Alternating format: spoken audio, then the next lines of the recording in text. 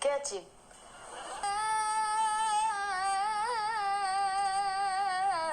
التحق بالمنتخب الوطني المغربي ودار واحد الانجاز اللي صحيح. يلا ما دارو حتى شي واحد. اشهر قليله. واول مغربي اللي كيحقق فوز في كاس العالم يعني. صحيح.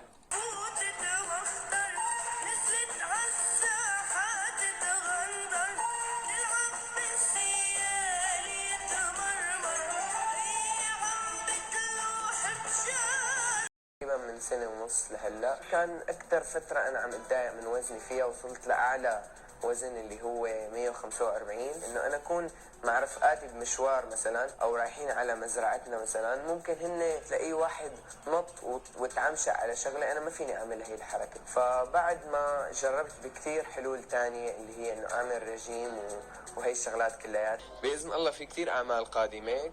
كان عم يمر علينا هيك فترات شوي صعبة قبل مشان الدراسة وهي الشغلات، ما كان في كتير فضا بصراحة لحتى نتفضل المجال الفني.